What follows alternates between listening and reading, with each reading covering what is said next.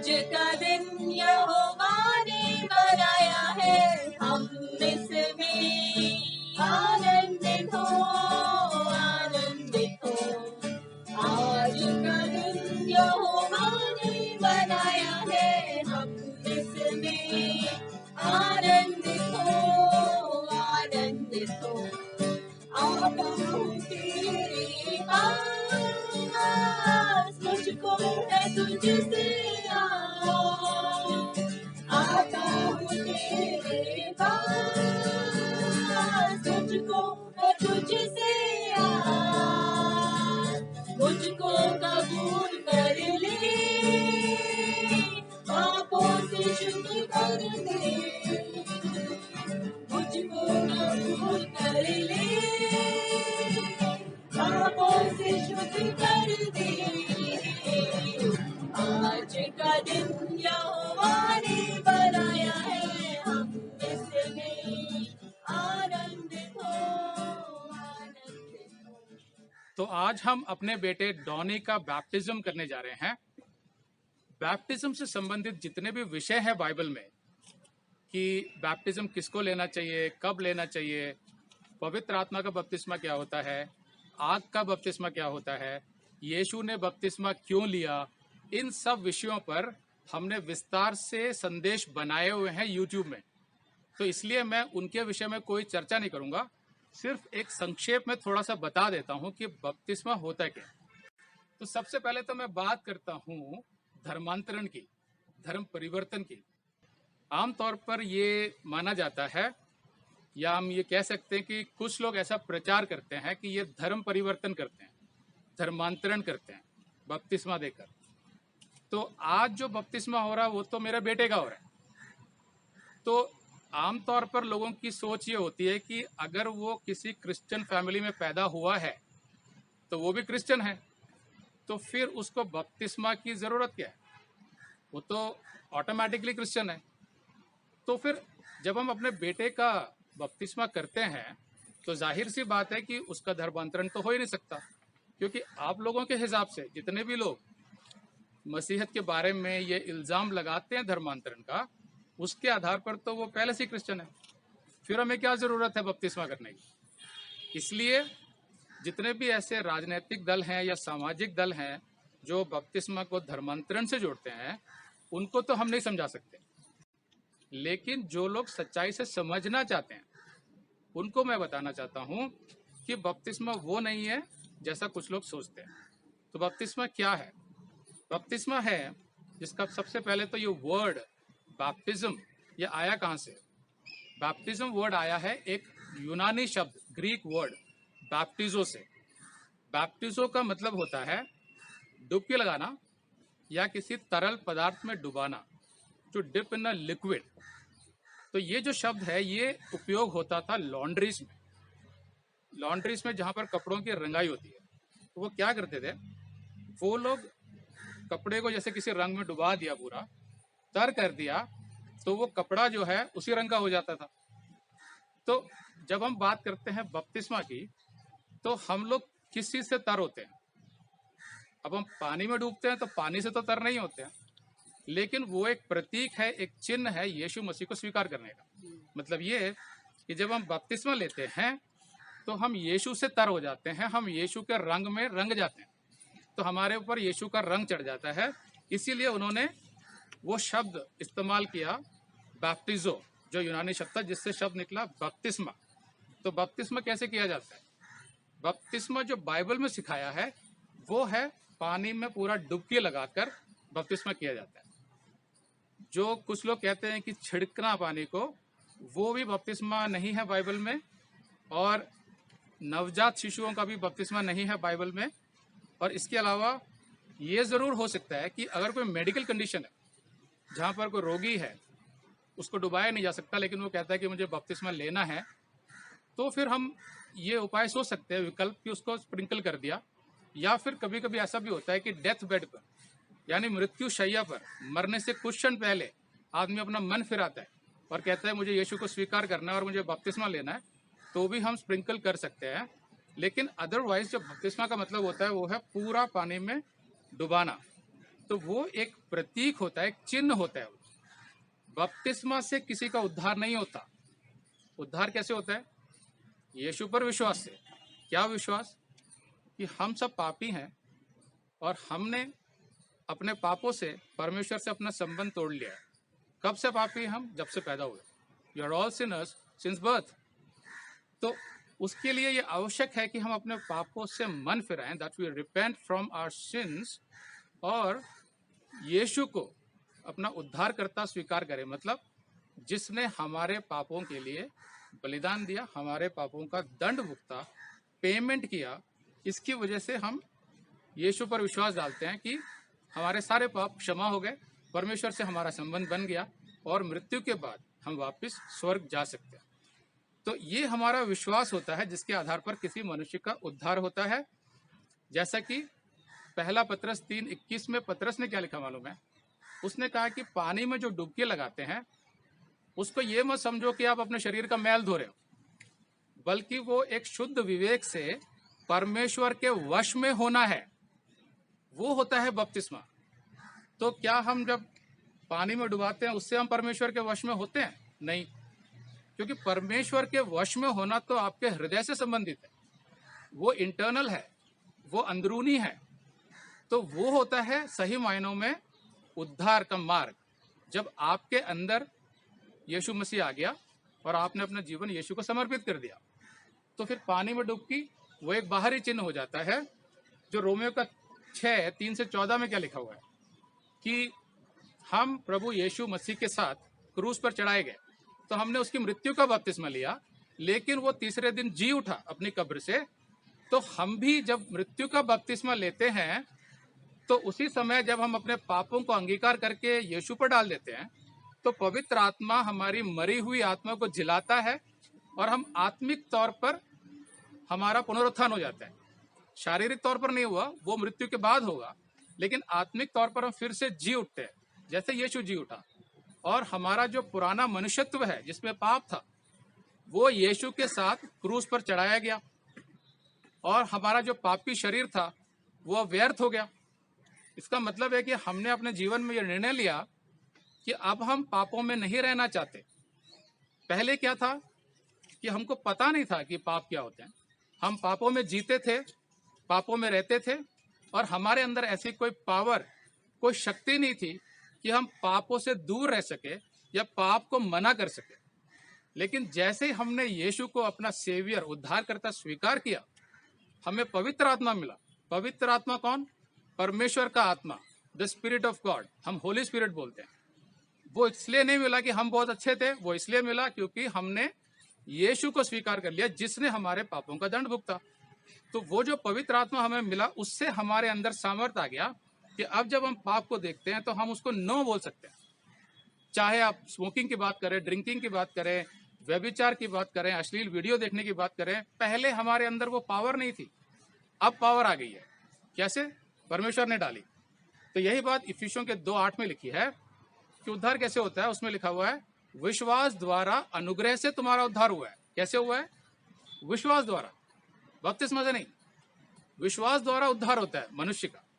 फिर प्रेरितों के 16:31 में पौलुस ने क्या बोला था फिलिप्पी के जेलर को? उसने बोला, यीशु मसीह पर विश्वास करो तो तुम और तुम्हारा घराना उद्धार पाएगा। क्या करो? उसने ये नहीं बोला बपतिस्मा लो तो उद्धार पाएगा, विश्वास करो तो उद्धार पाएगा। तुम भी विश्वास करो, तुम्हारा घराना भी विश्वास करेगा तो तुम्हारा उद्धार होगा। तो सब कुछ जो है वो उस विश्वास पर आधारित है, जिसका बाहरी चिन्ह, एक्सटर्नल मैनिफेस्टेशन, वो होता है बपतिस्मा। तो जैसे अगर आपने देखा हो, याद हो आपको कि 2 कुकर्मी लटकाए गए थे यीशु के साथ, दाएं और बाएं। वो दोनों पहले यीशु की निंदा कर रहे थे, लेकिन एक समय में उनमें से एक ने अपना मन फिराया अपने पापों से। उसे लगा कि मैं पापी हूं और ये जो है यहाँ मनुष्य, ये साधारण मनुष्य नहीं है, ये परमेश्वर है। तो उसने मन फिराकर यीशु से बोला, जब तू अपने राज्य में आए तो मेरी सुधि लेना। मतलब उसने विश्वास कर लिया। और यीशु ने क्या बोला? मैं तो उससे सच कहता हूं, आज तू मेरे साथ स्वर्ग लोक में होगा, you will be with me in paradise. उसी क्षण उसको माफी मिल गई। अब जाहिर सी बात है कि उस कुकर्मी ने तो यूहन्ना का बपतिस्मा लिया ही नहीं था, जो यूहन्ना बपतिस्मा दे रहा था, जॉन द बैप्टिस्ट, फिर भी उसका उद्धार हो गया। तो बपतिस्मा से किसी का उद्धार नहीं होता जैसे कुछ लोग सोचते हैं, विश्वास से होता है। तो फिर कोई पूछेगा कि अगर विश्वास से उद्धार होता है और मैंने विश्वास कर लिया, तो परमेश्वर को तो मालूम चल गया कि मैंने विश्वास कर लिया, अपने पापों से मन फिरा लिया, यीशु को स्वीकार कर लिया, तो फिर मुझे बपतिस्मा लेने की जरूरत क्यों है? कई लोग ऐसा सोचते हैं। तो मैं आपको बताता हूं, मत्ती 10:32 में यीशु ने एक बहुत ही सुंदर बात कही। उसने कहा, जो मेरा अंगीकार करेगा, यानी जो मुझे मान लेगा लोगों के सामने, बिफोर मैन, उसको मैं स्वर्ग में अपने पिता के सामने मानूंगा, स्वीकार करूंगा। जो मुझे लोगों के सामने नहीं मानेगा, उसको मैं अपने पिता के सामने नहीं स्वीकार करूंगा, नहीं मानूंगा उसको। तो यीशु ने ऐसा क्यों बोला? उसने बोला लोगों के सामने, कन्फेस जीसस बिफोर मैन। उसका मतलब क्या होता है?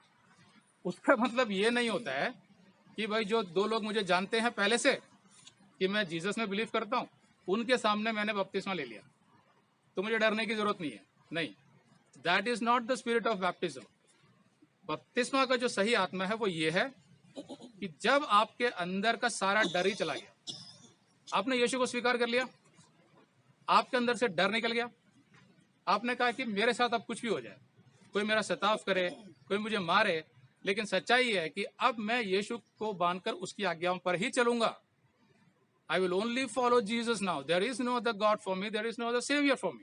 एक ही उद्धार करता, एक ही परमेश्वर है मेरे जीवन में, वो है यीशु मसीह। और अब मुझे कोई डर नहीं है दुनिया को ये बात बताने के लिए। इसलिए मैं क्या करूंगा, मैं लोगों को बताने का मतलब उन लोगों को जिनको मालूम नहीं है कि मैं मसीही बन गया हूं, मैंने यीशु को स्वीकार कर लिया, जिनको मालूम नहीं है कि मसीही बनना क्या होता है, यीशु को अपने जीवन में स्वीकार करना क्या होता है, उनको मैं न्योता दूंगा, उनको इनवाइट करूंगा अपने बपतिस्मा में, और उनके सामने बिना डर के बताऊंगा मैं कि आज से मेरा परमेश्वर यीशु मसीह है। पानी में डुबकी क्यों लेते हैं? एक चिन्ह है कि तुम्हारा जो पुराना मनुष्य था जिसमें पाप था वो मर गया, यानी पानी में चला गया, एक चिन्ह है वो। फिर एक जो नया उसमें से निकला, बाहर आते हैं जब हम पानी से, वो एक चिन्ह है कि मेरा नए सिरे से जन्म हुआ है। I am born again in the spirit of God. ये एक चिन्ह है। तो वो तब वो खुल के सबके सामने कहता है कि देखो मैं दिखा रहा हूं। परमेश्वर को तो पहले से मालूम है उसके बारे में, तो वो दिखा रहा है सबके सामने, क्योंकि जब आप विश्वास करते हैं तो आपको और परमेश्वर को तो मालूम है, लेकिन क्या लोगों को मालूम है? नहीं। लोगों को मालूम होना क्यों जरूरी होता है ये भी बताता हूं। एक चीज होती है अकाउंटेबिलिटी। अकाउंटेबिलिटी का मतलब क्या होता है? जवाबदारी। यानी जब लोगों को ये पता चल गया कि मैं मसीह में आ गया हूं और मैं अब पाप नहीं करूंगा, मैं अब कोई बुरी सोच नहीं रखूंगा, किसी से ईर्ष्या नहीं करूंगा, बिना वजह झगड़ा नहीं करूंगा, बिना वजह क्रोध नहीं करूंगा, नशा नहीं करूंगा, जुआ नहीं खेलूंगा, या मैं व्यभिचार नहीं करूंगा, अडल्ट्री, या मैं अश्लील फिल्में, टीवी के बेकार के प्रोग्राम नहीं देखूंगा मैं, ये सब आपने कन्फेस कर लिया, क्योंकि यीशु का बताया हुआ मार्ग बिल्कुल अलग है। तो उसका मतलब क्या हुआ? आप अब लोगों की नजरों में हो, और जब भी आप कुछ गलत करोगे कोई आपको टोक सकता है कि भाई तुम तो कह रहे थे तुम मसीह बन गए, तुम तो बैठ के शराब पी रहे हो, या तुम बैठ के सिगरेट पी रहे हो, फिर कैसे मसीही हो तुम? अकाउंटेबिलिटी आ जाती है जब हम लोगों के सामने स्वीकार करते हैं। अगर मैंने लोगों के सामने स्वीकार नहीं किया और परमेश्वर को स्वीकार कर लिया, यीशु को, तो मुझे पता है कि अगर मैं कुछ गलत भी करूंगा तो कोई पूछने वाला नहीं है। इसका मतलब क्या हुआ? कि आपका विश्वास अभी पूरा नहीं हुआ, परिपक्व नहीं हुआ, मैच्योर नहीं हुआ, आप अभी भी थोड़ा डरते हैं, हिचकते हैं। उसी को निकालने के लिए यीशु ने आज्ञा दी मरकुस 16:16 में। उसने कहा विश्वास करने के बाद जो बपतिस्मा लेगा उसका उद्धार होगा, जो विश्वास नहीं करेगा वो दोषी ठहराया जाएगा। तो यीशु ने ये नहीं कहा जो बपतिस्मा नहीं लेगा वो दोषी ठहराया जाएगा, लेकिन उसने कहा जो विश्वास नहीं करेगा। लेकिन बपतिस्मा जब लेना है विश्वास पहले करना है। ये नहीं कि आपने पानी में डुबकी तो लगा ली लेकिन विश्वास नहीं हुआ। बहुत लोग ऐसा करते हैं, ये सोच के कि हम पानी में डुबकी लगा लेंगे तो शायद स्वर्ग चले जाएंगे। पानी में डुबकी लगाना सिर्फ शरीर का मैल हटाना होता है, जैसे हम बाथरूम में नहाते हैं, और कुछ नहीं है। एक बाहरी चिन्ह है, इसको याद रखिए। लेकिन मुख्य बात जो यीशु ने कही, क्या तुम सबके सामने अंगीकार करने को तैयार हो? तो अगर कोई मसीही कहता है कि देखो मैंने परमेश्वर पर तो विश्वास कर लिया, यीशु को स्वीकार भी कर लिया, लेकिन मैं लोगों के सामने अंगीकार नहीं करना चाहता, मुझे थोड़ी हिचकिचाहट है, तो अगर यीशु उससे पूछे कि भाई आप लोगों के सामने मुझे क्यों नहीं मानना चाहते, क्यों नहीं स्वीकार करना चाहते, तो वो मसीह क्या जवाब देगा? उसके पास कोई जवाब नहीं होगा उसका। इसीलिए यीशु ने कहा कि जो मुझे लोगों के सामने मान लेगा उसको मैं पिता के सामने मानूंगा। तो इसीलिए बपतिस्मा का जो सही स्पिरिट होता है वो हमेशा यही होता है कि हम उन लोगों को बुलाएं जिनको पता ही नहीं है कि मैंने यीशु को एक्सेप्ट कर लिया है, मैं क्रिश्चियन बन गया हूं, और उसका सही मतलब क्या होता है। तो इसी स्पिरिट के साथ परमेश्वर के अनुग्रह से आज हम अपने बेटे डॉनी का बैप्टिज्म करने जा रहे हैं। तो मैं डॉनी को बुलाना चाहूंगा कि वो अपने बारे में और बपतिस्मा के बारे में अपने विचार कुछ शेयर करे। Good afternoon everyone, I am Donny Paul और आज मेरा बैप्टिज्म है। लेकिन उससे पहले मैं आप लोगों के साथ कुछ बातें शेयर करना चाहता हूँ। मेरा क्रिश्चियन लाइफ जो है मेरे डैड से ही शुरू हुआ था। उन्होंने ही बचपन से मुझे यीशु मसीह के बारे में और बाइबल के बारे में काफ़ी सारी चीज़ें बताई थी। जब मैं 12 साल का था तब मुझे सुसमाचार अच्छे से समझ आ गया था और मैंने अपने पापों से मन फिराकर प्रभु यीशु मसीह को अपना उद्धारकर्ता स्वीकार कर लिया था। और मुझे ये भी विश्वास है कि तभी मुझे पवित्र आत्मा मिल गया था। लेकिन बैप्टिज्म मैं अब इसलिए ले रहा हूँ क्योंकि मुझे थोड़ा वक्त चाहिए था अपने फेथ को डेवलप करने के लिए और अपने फेथ से रिलेटेड काफ़ी सारी चीज़ें समझने के लिए। तो उस दौरान मेरे काफ़ी सारे सवाल थे जिनका जवाब मेरे डैड ने मुझे दिया और मुझे अच्छे से समझ आ गया। तो जहाँ तक मैं समझाऊँ, बैप्टिज्म एक पब्लिक कन्फेशन होता है जिसमें आप ओपनली लोगों के सामने बोल रहे होते हो कि आज से मैं सिर्फ प्रभु यीशु मसीह को अपना परमेश्वर स्वीकार करता हूँ और सिर्फ उन्हीं की कई बातों को मानूंगा जो बाइबल में लिखी है और उन्हीं के रास्ते पर चलूंगा। लेकिन साथ में बैप्टिज्म का मतलब ये भी नहीं है कि आप उसे लेकर पूरी तरह से शुद्ध हो जाते हैं। आपसे गलतियां हो सकती है, आपके मन में सवाल आ सकते हैं, लेकिन इन सब के बावजूद जो एक ऑब्जेक्टिव ट्रूथ रहता है वो ये है कि मैं एक पापी हूँ और मुझे एक उद्धारकर्ता की ज़रूरत है। और वो उद्धारकर्ता और कोई नहीं बल्कि यीशु मसीह ही है, क्योंकि उसी ने मेरे पापों के बदले क्रूस पर बलिदान दिया था और मेरे पापों का दंड भुगत लिया। तो उसी आशा और विश्वास के साथ मैंने ये फैसला लिया है कि आज आप सबके सामने मैं बैप्टिज्म लूंगा। Thank you.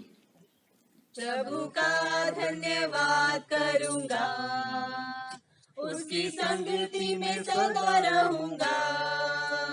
साथ चलूंगा मैं जय जरूर पाऊंगा, साथ चलूंगा मैं जय जरूर पाऊंगा। प्रभु का धन्यवाद करूंगा। ना देगी मुझे दुनिया कभी भी कोई सुख और शांति आराम, ना देगी मुझे दुनिया कभी भी कोई सुख और शांति आराम। मेरे यीशु के साथ धन्य संगति में सदा मिलती खुशी मुझको। मेरे यीशु के साथ धन्य संगति में सदा मिलती खुशी मुझको। प्रभु का धन्यवाद करूंगा, उसकी संगति में सदा रहूंगा।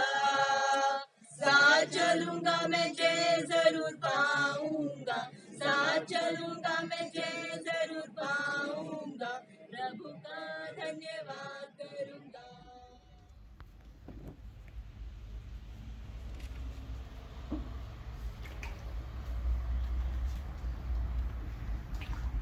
तो प्रभु की आज्ञा से जो उसने हमें आज्ञा दी है कि जाओ और सारे जगत के लोगों को उद्धार का मार्ग बताओ और पिता, पुत्र और पवित्र आत्मा के नाम से उनको बपतिस्मा दो।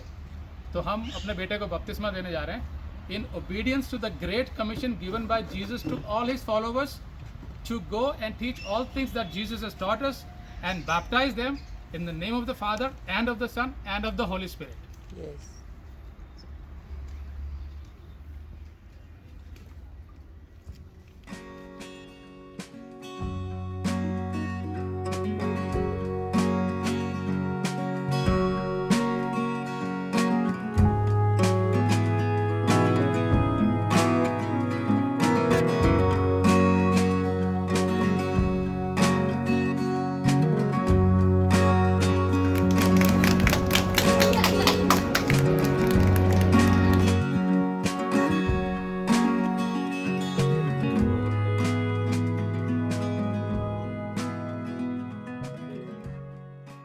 I have decided to follow Jesus. I have decided to follow Jesus. I have decided to follow Jesus.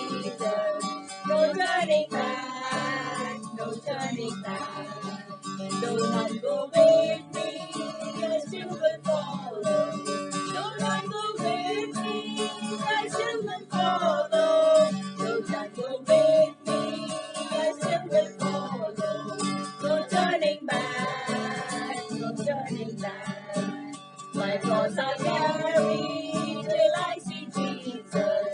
My cross I'll carry till I see Jesus. My cross I'll carry till I see Jesus. No turning back, no turning back. तो आपने देखा कि आज हमारे बेटे Donny का बपतिस्मा हो गया। तो मैं आपको बपतिस्मा के विषय में कुछ प्रैक्टिकल बातें बता देता हूं, ताकि अगर आपको किसी को बपतिस्मा देना हो या खुद बपतिस्मा लेना हो तो आप क्या क्या कर सकते हैं। सबसे पहली बात तो यह है कि जो आपने देखा आज बपतिस्मा में, वो एक खुली जगह थी जहां पर हमने डॉनी को बपतिस्मा दिया, और वहां पर एक पूल, एक वाटर टैंक था जिसके अंदर हम लोग उतरे। लेकिन ऐसा ज़रूरी नहीं है, आप चाहें तो अपने घर में भी बपतिस्मा दे सकते हैं या छत के ऊपर भी बपतिस्मा दे सकते हैं, और ऐसा कोई पूल या वाटर टैंक होना ज़रूरी नहीं है। आपके पास कुछ विकल्प हैं, जैसे कि आप एक बहुत बड़ा ड्रम जो आता है हार्डवेयर स्टोर में, जो सफ़ेदी और पेंट वगैरह के लिए यूज़ करते हैं, उस ड्रम को आप किराए पे ले सकते हैं और उसमें भी पानी भरकर डुबकी लगा सकते हैं। उसके अलावा कोई बाथ टब हो, अगर कहीं से अरेंज कर सकते हो, जो बाथरूम में एक टब होता है बड़ा, उसमें भी डुबकी ले सकते हैं। इसके अलावा जो कोई अगर पुराना टंकी होती है जो छत के ऊपर रखी जाती है पानी की, तो उसमें भी आप पानी की टंकी में डुबाकर बपतिस्मा दे सकते हैं। तो घर के अंदर या किसी हॉल में भी दे सकते हैं। दूसरा, बपतिस्मा देने के लिए किसी पास्टर का होना ज़रूरी नहीं है कि भाई पास्टर के हाथ से ही बपतिस्मा लेना है, ऐसा ज़रूरी नहीं है। पास्टर भी एक मसीही होता है, उसके अंदर भी वही पवित्र आत्मा होता है जो दूसरे मसीही में होता है।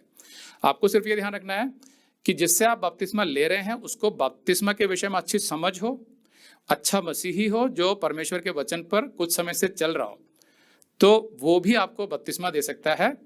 और अगर कोई पुरुष नहीं है बपतिस्मा देने के लिए किसी वजह से, तो महिला भी दे सकती है, लेकिन पहले पुरुष दे तो बेहतर रहेगा, क्योंकि जितनी भी मिनिस्ट्रीज होती हैं, जो चर्च की आज्ञा है, वो पुरुषों को पहले परमेश्वर ने दी है, लेकिन उनकी गैर हाजिरी में, उनके ना होने पर, उपलब्ध ना होने पर कोई महिला दे सकती है।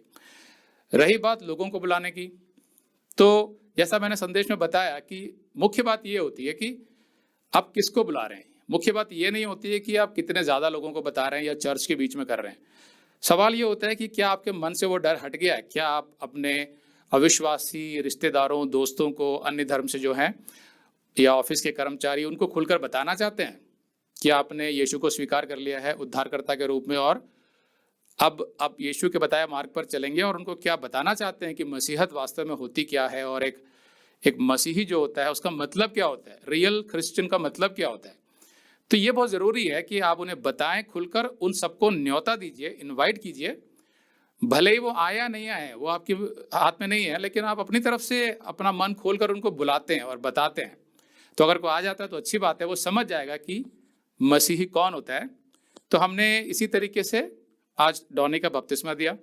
फिर आपने जैसे देखा कुछ लोग आए हुए थे हमारे, इससे कम भी हो सकते हैं, ज़्यादा भी हो सकते हैं।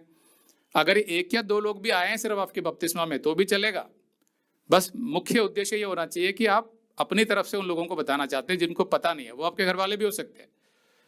और इसके बाद, इस कार्यक्रम के खत्म होने के बाद, हमने कुछ चाय नाश्ते का इंतजाम किया था, कुछ स्नैक्स का। तो वो ज़रूरी नहीं है, अगर आप करना चाहते हैं अपने मसीही भाई बहनों के साथ बैठकर कुछ खाना पीना चाहते हैं तो करिए, या घर से कुछ बना के ला सकते हैं, या खाली चाय पी सकते हैं, या कुछ नहीं भी है खाने पीने के लिए तो भी चलेगा।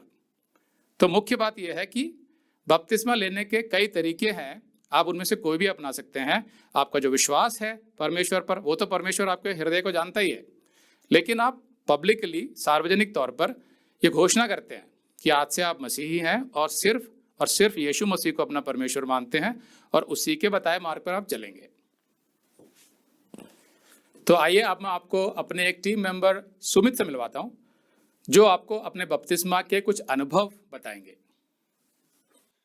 जब मेरा बपतिस्मा हुआ था तो मैं एक नया विश्वासी था। मैं परमेश्वर में इतना परिपक्व तो नहीं था, लेकिन मुझे इतना ज़रूर पता था कि जब आप यीशु मसीह को अपना एकमात्र उद्धारकर्ता स्वीकार कर लेते हैं, जब आप विश्वासी बन जाते हैं, तो बाइबल की आज्ञा के अनुसार आप बपतिस्मा ले सकते हैं।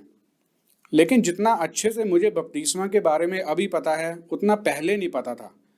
तो उस वक्त मेरे को थोड़ी शर्म थी कि मैं बताऊंगा अपने रिश्तेदारों को, अपने दोस्तों को, तो मुझे उन्हें इनवाइट करने में शर्म आ रही थी और थोड़ा डर भी लग रहा था। तो इसलिए मैंने किसी को बुलाया नहीं। इसलिए जब मेरा बपतिस्मा हुआ तो वहाँ पे सिर्फ मेरी वाइफ थी और मेरे पास्टर थे, इसके अलावा और कोई नहीं था। तो मैंने अब बपतिस्मा बिना शर्म के बड़ा कंफर्टेबली ले लिया कि आसपास कोई नहीं है। लेकिन बपतिस्मा का असली अर्थ मुझे अब पता चला है कि जब आप बपतिस्मा लेते हैं तो आप निडर होके दुनिया को, अपने रिश्तेदारों को, अपने दोस्तों को, सभी को बड़ा कॉन्फिडेंटली ये बताते हैं कि मैं बपतिस्मा लेने जा रहा हूँ क्योंकि मैंने यीशु मसीह को अपना एकमात्र उद्धारकर्ता स्वीकार कर लिया है और मैं अब सिर्फ उसी के रास्ते पे चलूंगा।